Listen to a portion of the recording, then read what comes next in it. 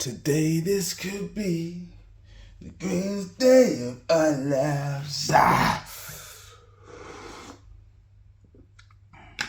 Good morning, people. Welcome to another dose of your Daily Gaffer. It's your boy Dragon Lord, aka Rowan Strong. Yes, people, welcome back. Today we will be today was meant to be like my Fridays are like my Premier League preview day, where I look at the weekend's fixtures, give my predictions. But for once, that's not important on a Friday. It was more important, for me at least, and I hope for you guys, hope you appreciate this, is the announcement of the England squad. Which I actually mentioned yesterday, not knowing that the squad was going to be announced that same day. And also the Champions League draw. We have a few tasty groups and some tasty fixtures coming up. So that's what we're doing today. And obviously I will end on some transfer gossip because today is transfer deadline day. Before we continue, people,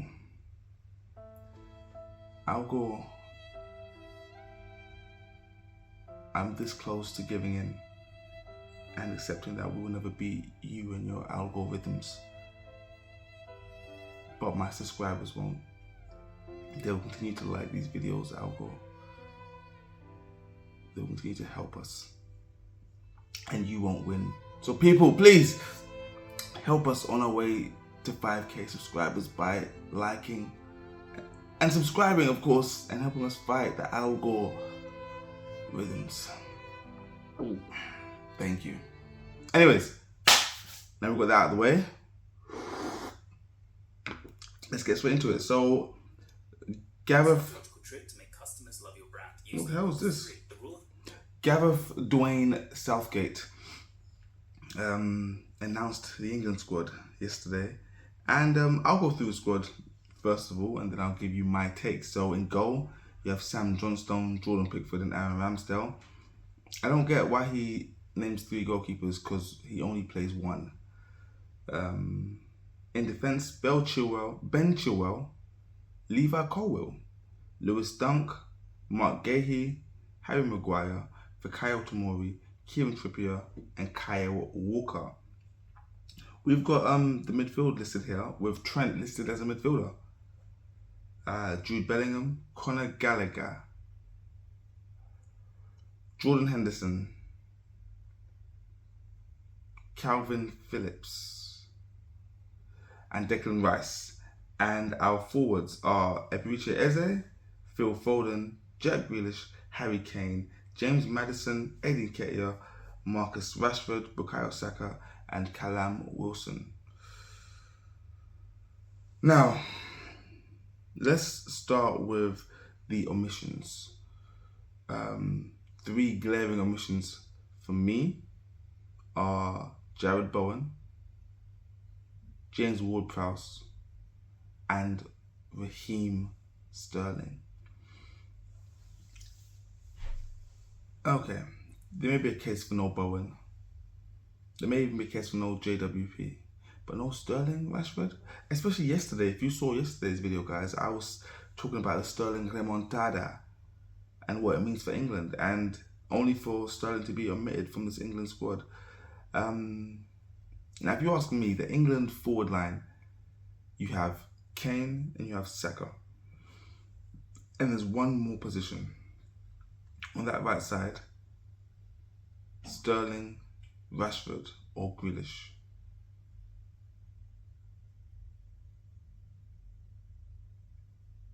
So I kind of understand why you wouldn't. I don't know, man. I think basically, when you look at who's been included, which is Jordan Henderson, Harry Maguire, and Calvin Phillips, those people aren't included based on merit, at least not recent merit. So that makes you think, why would you include them based on loyalty, but omit Raheem Sterling? I'm very concerned there. I know that the forward line is stacked. For England, Rashford does do well. Everyone knows I'm not his biggest fan.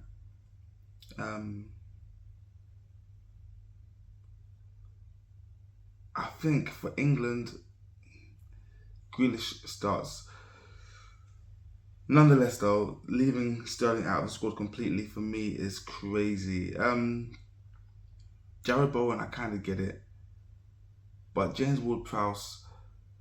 Well, by the way, Jared Bowen, I would have him um, in for sure. But where does he play? Because Saka starts for England. Yeah, Calvin Phillips is in the squad, and James Ward-Prowse isn't. Now, those of you loyal to Armchair Gaffers know that I am not James Ward-Prowse's biggest fan. However, I'm even less of a fan of Calvin Phillips. He's moved to Man City, and if he's played 10 games for Man City, I will be shocked. Let's actually find out how many games Calvin Phillips has played for Man City. I'm glad to spell first and foremost. There's 2 L's in Phillips. Let's see how many appearances Calvin Phillips has for Man City, because I don't think there are very many. Nonetheless, okay, this season he hasn't had any appearances this season for Man City out of a potential 6, with 3 Premier League games, Community Shield, Super Cup, and League Cup. He hasn't played this season at all. Oh no, that's just the Premier League I'm looking at. None in Super Cup. Okay. No, he hasn't played this season at all. Community Shield, Super Cup, Premier League, no appearances. Oh, they didn't play in the League Cup yet. My bad. So out of 5 games, he's played none, but he's still in the England squad. Gareth Southgate, please make it make sense. It's not even as if like when he plays for England, he's outstanding. And I'm pretty sure we're all aware that the double pivot for England in midfield is Jude and Rice. So I don't understand that one, people. But let's talk about who is in the squad. Levi Colwill had a okay season last year with Brighton, I guess. Been playing for Chelsea this season. I mean, he hasn't been outstanding. He's just been there. It's funny. He's just been there and he's in the squad. Sterling has been very important for Chelsea. He's not in the squad. I don't get it. I might be wrong, guys, but I'm yet to see anything crazy special about Levi Colwill, but that's just me. And lastly, Eddie Nketiah.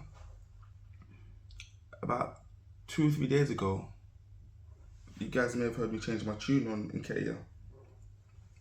And I may have said it on here, or I may have said it privately to somebody that I know, but I can see how he helps England. Me personally, I'm not just saying this, but I think he offers more for England than any other striker other than Harry Kane. Callum Wilson is a very good player, but I feel like Eddie Nketiah will give you more than Tammy Abraham could, more than Rashford could playing as a number 9. These are just my thoughts, people. Bearing in mind, I know you're going to think it's just the Arsenal bias, but I haven't even been a fan of Nketiah up until recently. This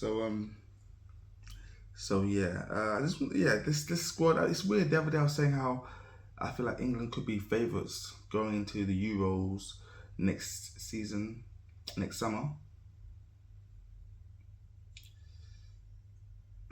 But these loyalties that Southgate has, Henderson, I guarantee you, any other player apart from Henderson goes to Saudi Arabia, they're not getting selected. These are just the facts, guys. Southgate will not select anyone playing in a lesser league. We saw it with Jadon Sancho at Dortmund for the longest. And then Harry Maguire, who again hasn't played this season at all. He does play very well for England, which is why I said a couple of days ago that Harry Maguire moving to Saudi Arabia would actually be a good move for him. He will shine. Harry Maguire in the SPL would actually shine. But for England, yeah, I don't know if he's needed. I feel like Fikayo Tomori can do the job. Even Aguehi, Ben White should be in England squad. I know Southgate might say, "Oh well, he's been played at right back recently. He's been playing very well at right back." Okay, I know you have Trippier, Kyle Walker, and Trent in the team, but Ben White is a centre back by trade, and this season he's been playing centre back. Go back a few years, I think maybe 2016 or 2018, Fabian Delph went to Tournament of England, and they played him centre mid. But that season, he'd been playing the whole year at left back for City. However, he went and played centre mid for England. So this playing out of positions for one team and then playing somewhere else for England, I don't buy that argument if that's the way Gareth Southgate wanted to go. Yes. Anyway, guys, let's get to the Champions League draws. Before I continue, guys, please, if you're liking these videos, subscribe to Armchair Gaffers and make sure you catch our main pod, which is out every Monday morning, come rain, sleet or snow. The link will be up here and it will be in the description down there. So please give us a subscription, subscribe to us and enjoy. Anyways, Champions League draw. The group of death. Where was the group of death? Let's start with the group of death. It was group part letter number F. F for FFS. Paris Saint-Germain, Borussia Dortmund, AC Milan, and Newcastle. It's going to be a tasty group. It's going to be some tasty fixtures there. Immediately, you would have to say that the favourites are PSG and Dortmund. However, I don't think any of these teams beat Newcastle at St James's Park. I'm not saying that Newcastle beat them, but I don't think that any of these teams beat Newcastle at St James's Park. On the flip side, though, did Newcastle go to the San Siro and to Sigal Indua Park, however you pronounce it, or the Parc de France, and take away 3 points? I don't know. But it's a very tasty group. It's a very, very, very tasty group. Group F is the one I'll be keeping my eyes on.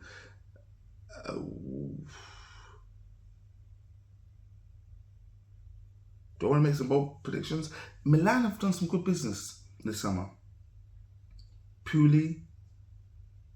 Who else did they sign? Guys, get in the comments. Remind me who else Milan signed. But they can be dangerous this summer. Let's go to Group A. Another, not a group of death, but a group of pain. Bayern Munich, Man United, Copenhagen, and Galatasaray. Should be very, very tasty. Maybe this is my Man United hate coming through, but I can see United dropping into Europa League. Few good fixtures there. Kane facing United, I think he'd love that. Zaha facing United, I think he'd love that. The whipping boys will be Copenhagen. So it's just a matter of United not getting taken for mugs against Bayern Munich and doing what they should do against Galatasaray, and they'll be fine. But yeah, should be a good group. I'm not totally convinced by Bayern either. I mean, they seem to have turned the leaf since they signed Harry Kane. He's 2-2 or 3-2. But let's just wait. Okay, see what Tuchel's really cooking over there. Looking at Group B, I actually thought this was a Europa League group. Looking at the teams, Lyon, PSV, Sevilla, and Arsenal. But no, it's not Europa League. It's actually Champions League. I think the only change Arsenal fans would have liked to make this group even more appealing was maybe Red Star Belgrade instead of PSV. But aside from that, this has to be a very favourable group for Arsenal. And if Arsenal don't top this group, then you need to look at yourselves, Arsenal, because that's not cute. Another group of interest for us English people is Group G, which has Man City, Leipzig, Red Star Belgrade, and Young Boys. City should walk this group. Leipzig should come second. Celtic are in Group E with Feyenoord, Atletico Madrid, Lazio, and themselves Celtic, which Celtic are not qualifying for that. Celtic don't even beat Feyenoord or Lazio, no, Celtic are done. Napoli and Madrid in the same group with Braga and Union Berlin. Union Berlin last season, did they finish second in the Bundesliga or third?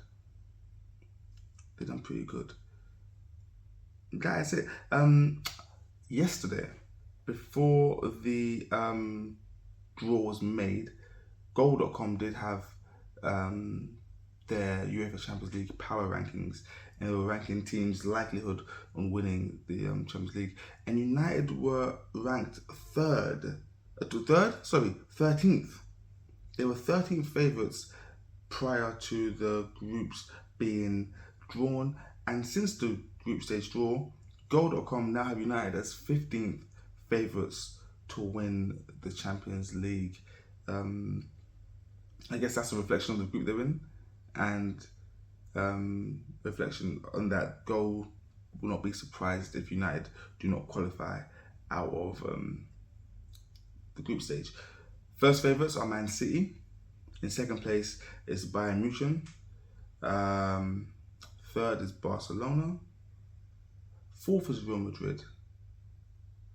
Fifth is actually Arsenal, surprisingly. Again, Arsenal was 7th yesterday, and then after the group stage draw, they've moved up 2 places. Atletico Madrid are 6th favourites. Napoli are 7th favourites. Pardon me, PSG are 8th favourites. Again, they were a lot higher yesterday, but I think the group stage draw has affected that. Inter are 9th, they remain 9th favourites, and Benfica are 10th favourites. AC Milan, Dortmund, Porto, Sevilla, and then 15th United. So Sevilla are heavy favourites than United to win the Champions League, which is wild if you ask me. Guys, it's transfer deadline day, so let's just run through done deals. Liverpool agreed £34 million deal for Bayern Munich's Ryan Gravenberch, who I don't think is very good. I think I first saw Gravenberch at the same time when I saw Denzel Dumfries, and they both lied to me. So I have no time for either of them. Manchester United have agreed a loan deal for Sergio Reguilon, who's not a very good player. Why would United? You're making yourselves weaker. You're better off just not playing anyone at left back until Shaw's fit again. Oh, Palace have signed Henderson from United. Is that a permanent signing or is that a loan deal? 5-year deal.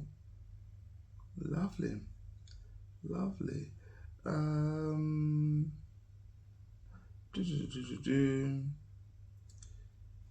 Dude, let's actually go to the gossip page because that's what we'll have a lot of the gossip. So Spurs are still trying to get Brennan Johnson since they didn't get Ansu Fati. Looking at Conor Gallagher as well, Spurs. Apparently Al Ittihad are willing to offer £150 million for Salah. Fulham rejected a bid from Bayern for João Palhinha. Apparently Bayern Munich and Palhinha have reached a verbal agreement. Fulham have contacted United over Scott McTominay. Fulham might want Hoiberg. This is just gossip. Tomorrow, guys, I'm actually going to do another one of these tomorrow. I wasn't going to do it on Saturday, but I think I'll have to do it just to cover all the transfers that I've gone through. And yeah, I'm going to cover all the transfers that I've gone through. So I'm not doing a Premier League preview this weekend because this video will be far too long if I did do that. Guys, that's it for me today. You lot have been fantastic. Give yourselves a round of applause. I'll be back tomorrow. And please click the link in the description to watch our podcast for this week. I wasn't there, but it's still the same. It's the same thing. And I will see you guys in the future. Peace out.